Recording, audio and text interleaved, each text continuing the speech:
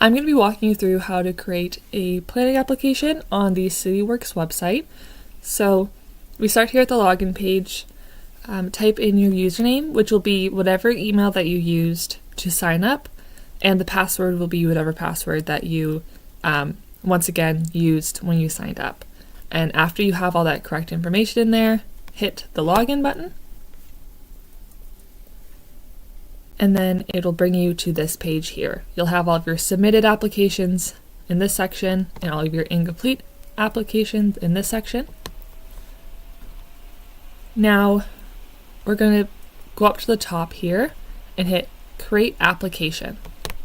This will then bring us to this page, which is where you can select which application you'd like to submit.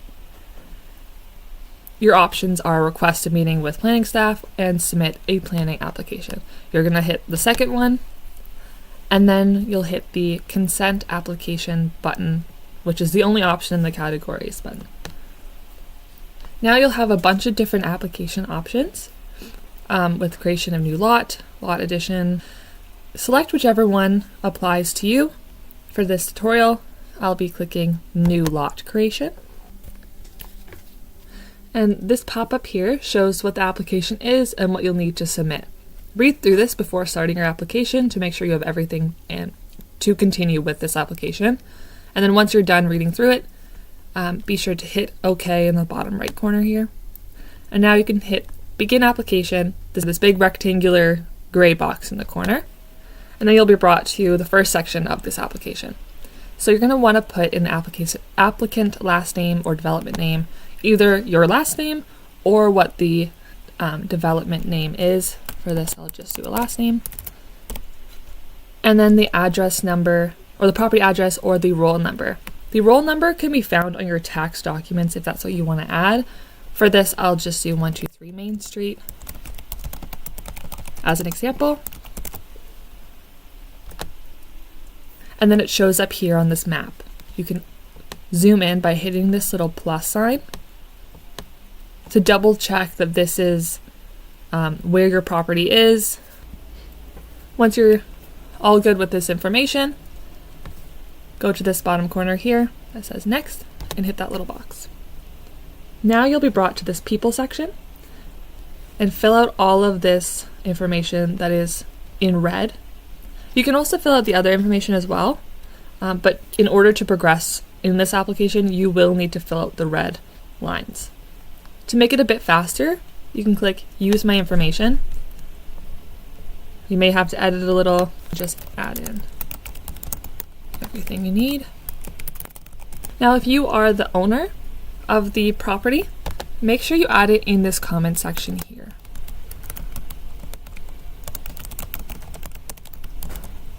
This is because the owner has to be a part of the application.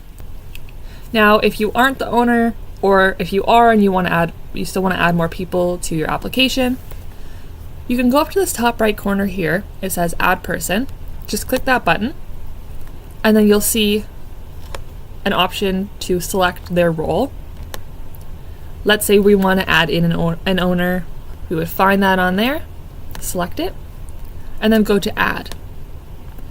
You'll have the same red lines here, and then you'll fill in the owner's name. Say it's John Doe. And let's say you added an extra person, but you didn't mean to add an extra person, or you accidentally added someone that you now realize, oh, I didn't actually need to add them to my application. I don't really want them on there anymore. What you can do is scroll up a bit until you can find this home page button with the Loyalist logo. Just click that once, and it will bring you back to that home page that we started on.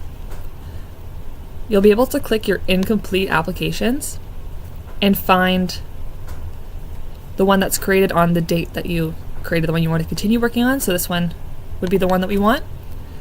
And we go over, select that, just click it once, and then you'll be brought back to a clean, cleared people section, and then you can just refill out your information.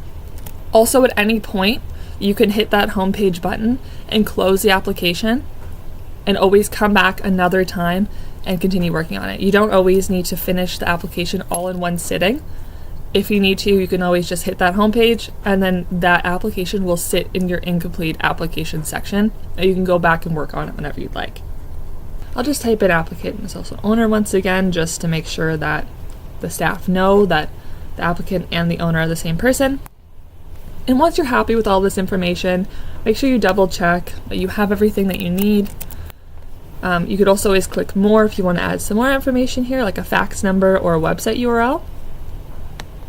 But once you're happy with all of that, go to this bottom right corner and hit next. So now once we get to this section here, you'll be able to check off if you've had a consultation with the planning staff regarding this application or not. If you have, check yes. And then in this box down here, write the name of the person that you met with.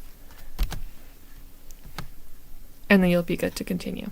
If you haven't, just select no and don't fill out this box here. But if you have, make sure you put that name in there. And you'll move over here and hit next. You'll now be brought to this documents page. This is where you can add all the documents that you want, as well as documents that are mandatory. When you click here on this click to view section, you'll be able to see with the asterisks what is mandatory.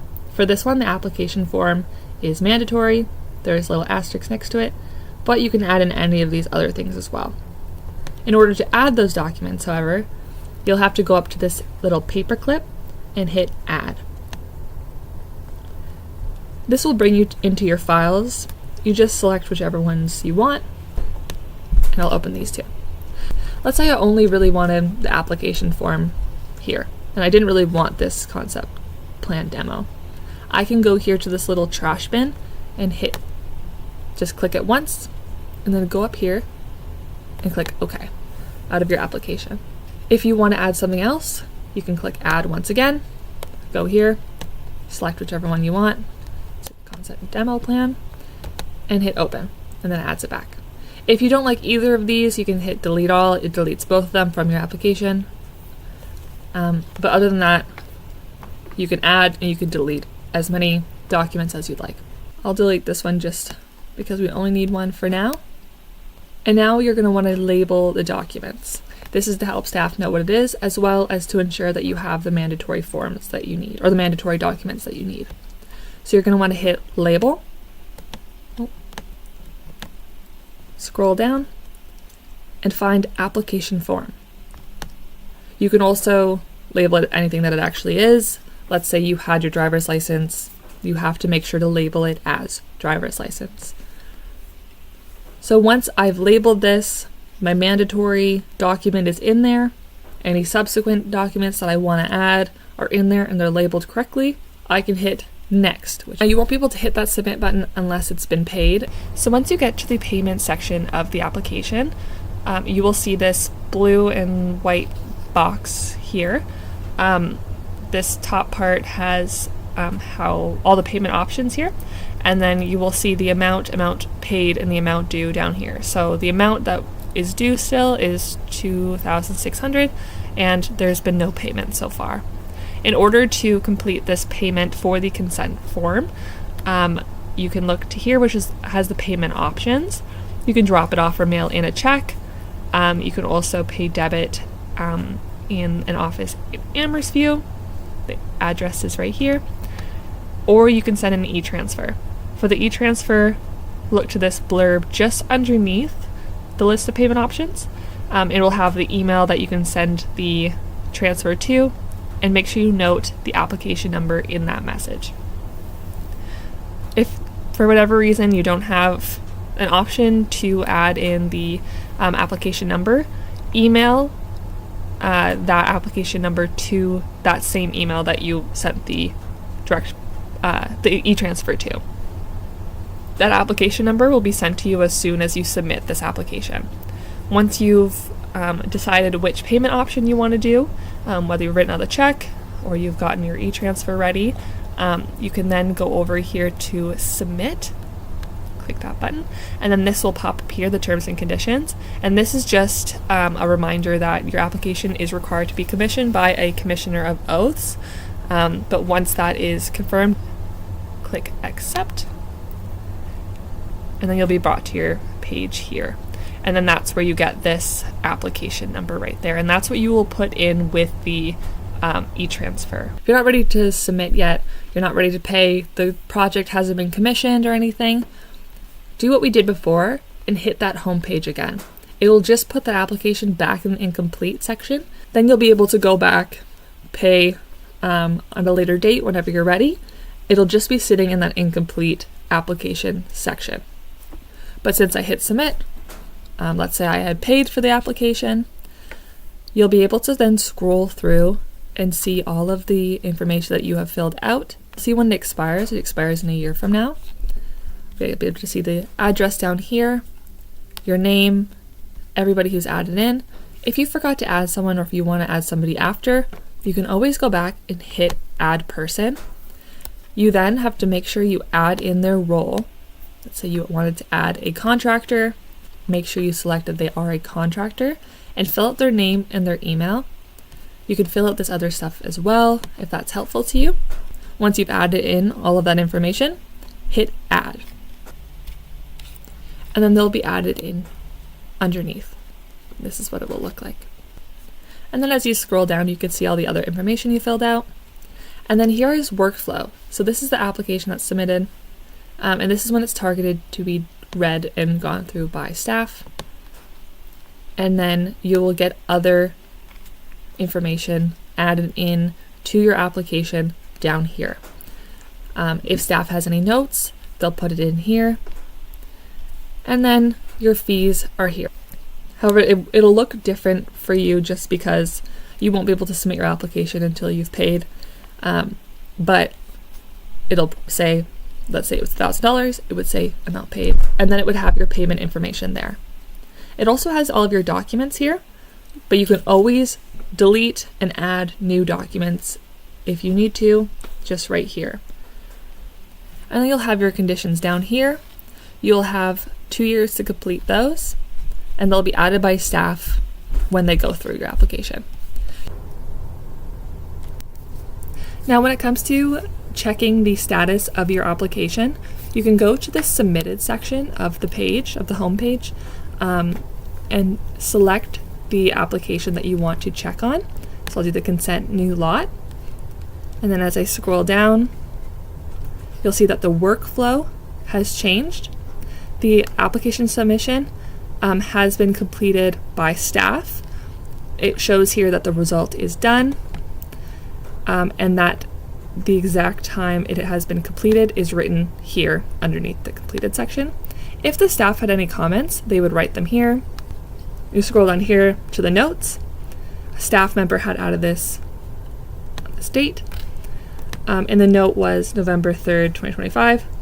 This is just an example of a committee of adjustment date, and it's just a type of urban planning meeting, but that could be here, as well as other notes as well about the application. So be sure to keep an eye on this section of your application, because you may need to change some things, you may need to update some things, and it will have a lot of important information about your application in here. So I hope that helps with your next consent planning application, and that's all.